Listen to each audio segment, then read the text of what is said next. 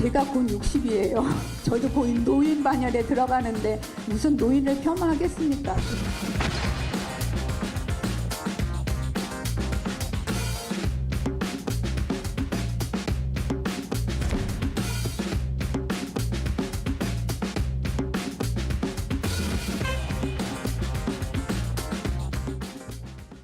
다섯 시엔 뉴스 오후 푸릇푸릇한 초록방 원룸에서 정치권 이야기 시작하겠습니다. 역시 푸릇푸릇한 정치인 두 분, 김재섭 전 국민의힘 비대위원, 박성민 전 더불어민주당 전 최고위원입니다. 안녕하세요.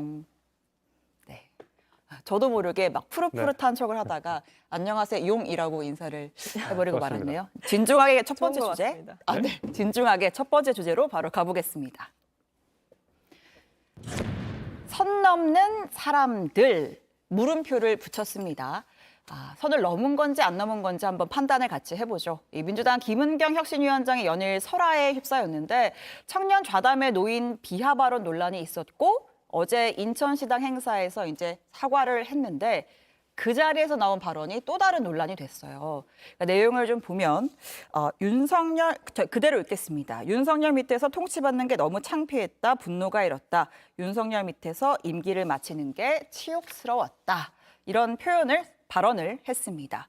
일단 대통령 호칭도 떼고 또 임기를 채운 순간을 치욕스러웠다. 이렇게 표현을 했는데 이 발언 선 넘었습니까? 안 넘었습니까? 아니 어차피 김은경 혁신위원장은 선을 넘어서 한참 넘으셨던 상태에서 그 노인 비하 발언으로 그냥 뭐 넘은 선이니까 더 계속 막 하시는 것 같아요. 그러니까 제가 저 말을 듣고 좀 어떤 맥락에서 저런 말씀을 하셨는지 제가 잘 모르겠습니다만 네. 말을 듣고 조금 어처구니 없었던 것은 아니 그렇게 치욕스러우면 미리 사퇴하시면 됐을 건데 네. 왜 굳이 윤석열 정부에서 임기를 다 마치시면서 월급도 꼬박꼬박 받으셨는지 네. 이제 와서 그 치욕스럽다고 하는 말은 저는 사실 잘 모르겠거든요. 뭐 공직자로서의 책임감 때문에 했다 이렇게 얘기할 수도 있잖아요. 아니 근데 그 정도로 치욕스러우면 네, 공직자로서의 책임감이라고 하는 것이 뭐 임기를 다 마치는 것만 있는 게 아니잖아요. 네. 그래서 이제 와서 저러는 거는 그냥 뒤끝 같은 거 같고요. 본인이 맞이하고 있는 정치적 리스크를 더 센 말로 덮어보려고 하는 것 같은데 잘 안 되는 것 같습니다. 선 넘었다. 어떻습니까?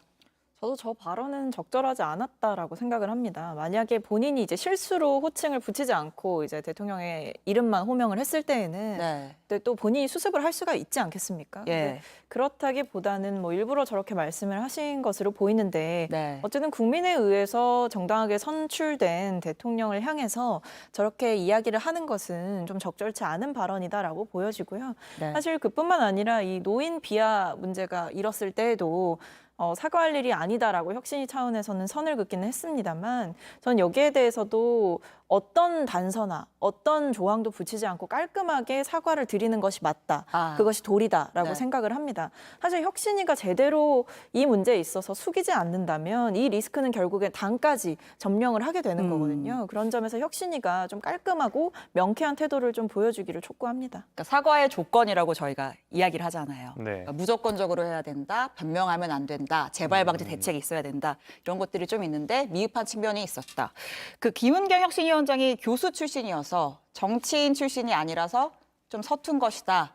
이런 해석도 있던데 동의하십니까? 뭐 그럴 수는 있겠죠. 네. 뭐 이제 국민들을 상대로 이런저런 이야기를 해보신 적이 사실은 없지 않겠습니까? 뭐 네. 그동안도 이제 뭐 교수로서 강단에 서서 이제 학생들을 상대로 이야기를 했을 수는 있을지언정 그건 또 학문적인 지식을 전달하는 내용이기 때문에 국민들의 정서나 여러 가지 여파들을 고려해야 하는 정치적인 발언에 대한 감이나 센스는 좀 떨어질 수가 있어요. 네. 근데 그런 점을 고려한다고 하더라도 이 혁신위원장이라는 그 자리의 무게를 본인이 인지했어야 하는 것이고 그뿐만 아니라 혁신위원장이기 때문에 사실상 지금 언론에서도 굉장한 주목도를 받고 있는 거 아니겠습니까? 예. 그러니까 이게 뭐 첫날에 나온 발언도 아니고 이제 혁신위원장으로서 계속해서 이 직책을 수행하고 있은 지 시간이 꽤 지났기 때문에 네. 여기에 대해서 본인도 어느 정도는 자신의 자리의 무게를 인지하고 발언 하나하나에 좀 신중할 필요가 있었다고 보여집니다. 어쨌든 지금은 정치권에 있는 인사이기 때문에 또 무게감 있는 자리를 맡고 있고. 자, 김은경 혁신위원장 설화에 민주당 지도부에서 공식 사과 발언이 나왔습니다. 오전에 최고위원회 있었는데 잠깐 들어보겠습니다. 더불어민주당의 모든 구성원은 세대 갈등을 조장하거나 특정 세대에게 상처를 주는 언행을 삼갈 것입니다. 하지 않을 것입니다. 모든 언행에 신중하고 유의하겠다는 말씀을 드립니다.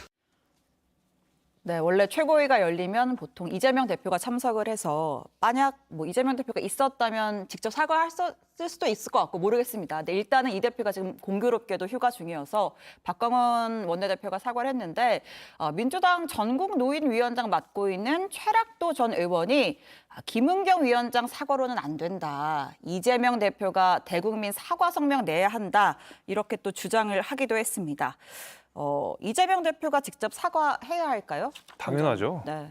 당연하죠. 근데 아까 전에 뭐 이게 정치인이라서 좀 서툴다. 예. 저는 그 말도 좀 이상한 게 예를 들면은 나이가 있는 사람들은 어차피 뭐 미래가 길지 않으니까 투표 1인 1표 주면 안 된다는 말이 정치인으로서의 상식인가요? 저는 일반인의 상식이라고 보거든요. 예. 이건 센스의 문제가 아니라 정상이냐 비정상이냐를 가릴 수 있는 문제예요. 근데 민주주의에 대한 최소한의 이해가 없는 사람을 민주당을 혁신위원장이라고 앉혀놓은 이재명 대표에게 책임이 없겠습니까? 전 당연히 책임이 있다고 보고요. 지금 그 노인 비하 발언이 이 김은경 혁신위원장뿐만이 아니라 그 위에 계속 이어졌어요. 정청래 최고위원도 방송에 나와서 김은경 혁신위원장의 말을 두둔하는 듯이 이야기를 했고요. 예. 그 이후에 양이원영 의원은 더 심한 말을 했잖아요. 뭐 어차피 그 투표할 때 있지도 않을 분들이라는 말을 해가면서 말 그대로 막말을 지금 이어가고 있는 상황인데 아무리 휴가라지만 이재명 대표는 임명권자로서 혁신위원장을 김은경 위원장으로 임명을 했던 임명권자로서 도대체 뭐 하고 있느냐라는 질문은 안 할 수 없는 거죠. 네. 안 그래도 혁신이 뜰 때도 반대 많았잖아요. 비명계에서 이거 왜 하냐. 그리고 뜬 이후에도 계속 반대 많았는데 이재명 대표가 회심의 어떤 인사로 혁신위원장을 앉힌 거면 여기에 네. 대한 최소한의 책임이 있어야 되는데 아직까지는 아무 말도 안 들리는 것 같습니다. 이재명 대표가 이제 혁신위원장 임명하면서 우리 당 새롭게 바꿀 수 있도록 모든 역할, 모든 전권을 위임하겠다 이렇게 전폭적으로 좀 밀어줬는데 이렇게 논란이 좀 커지다 보니까 그러면 뭐 왜 이런 사람을 임명했느냐 이런 논란도 불거질 수 있고 그러니까 이 리스크, 김은경 리스크가 민주당은 지도부로까지 번지는 거 아니냐 이런 해석들이 있거든요. 뭐 저는 좀 위태위태한 상황이라고 보기는 합니다. 일단 김은경 위원장의 설화가 지금 처음이 아니에요. 예. 사실은 뭐 얼마 전에 있었던 이 초선 의원들과의 간담회 이후에 언론들과 이야기를 하면서 뭐 코로나 초선이라고 이렇게 이야기를 하셨어요. 그러면서 마치 의원들이 그 학력 저하된 학생들인 것처럼 이제 비유를 하시면서 네. 사실상 굉장한 평가절하를 하신 것인데요. 의원들은 단순한 개인이 아니라 국민에 의해서 선출된 국민들의 대표이지 않습니까? 네. 그런데 그것을 혁신위원장이 그런 식으로 폄훼하거나 그런 비방을 할 권리는 사실은 없는 거거든요. 네. 그래서 저는 그런 발언들을 보면서도 당내에서도 분위기가 굉장히 안 좋았고 많은 분들이 좀 불쾌감을 느끼셨던 것으로 아는데 네. 그 정도로 이제 당내에서 사실은 좀 많은 좀 분노가 있는 상황 속에서 이제는 본인의 입에서 나온 말 때문에 민주당 자체가 노인 유권자분들로부터 이렇게 비판을 받고 있는 상황이다 보니까 당 전체로 이제 이 리스크가 확산되는 거 아니겠습니까? 네. 그렇기 때문에 당 안에서는 당연히 이 김은경 위원장에 대해서 곱게 볼 수가 없는 상황인 건 맞는 거죠. 그럼 이재명 대표는 사과해야 합니까? 저는 일단 이재명 대표가 지금 휴가 중이시기 때문에 네. 박광원 원내대표가 오늘 공식적인 회의석상에서 제대로 유감 표명을 하셨다. 예. 그리고 또 사과의 뜻을 이제 표하신 거는 굉장히 잘한 일이다라고 생각을 네. 하고요. 더 나아가서 만약에 저는 비공식적으로라도 이재명 대표께서 김은경 위원장께 본인 자리에 이제 무게나 발언의 이 여파를 좀 고려해서 제대로 신중히 좀 행동해 주셨으면 좋겠다. 이런 경고 정도는 좀 해야 되지 않나 싶습니다.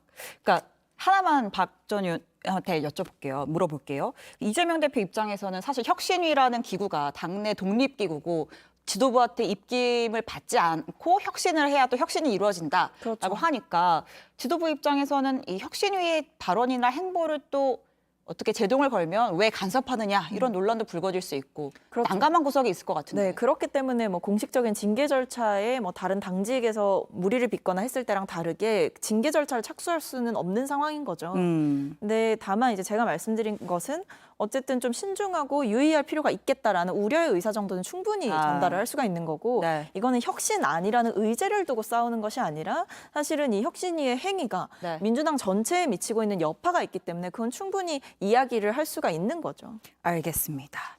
자, 일단 두 분 다 김은경 위원장의 발언은 선을 좀 넘었다 이렇게 보시는 것 같고요. 두 번째 물음표, 이제는 민주당 아니죠. 무소속 김남국 의원의 행보가 또 도마에 좀 오르고 있습니다. 윤리심사자문위가 제명 권고를 했는데 이 권고가 부당하다면서 친정인 민주당 의원들에게 편지를 돌렸습니다. 그러니까 억울하다 이런 취지인데 이 편지 보내는 거 선 넘은 건가요? 아니면 억울하니까 뭐 그럴 수 있는 건가요? 네. 본인은 억울하겠지만 제가 봐서는 선을 넘어서 한참 넘은 것 같습니다. 이 민주당 출신들 내지는 민주당 의원 계신 분들이 좀 선을 요새 자주 넘으시는 것 같은데 네. 김남국 의원은 본인이 자초한 일이잖아요. 그러니까 애초에 민주당 내에서도 TF가 떴었습니다. 그러니까 김남국 의원 코인 사태에 관련돼서 자체 조사를 위해서 TF가 떴는데 그 가운데서 자료 제출하라고 하는 TF의 지시에도 따르지 않고 네.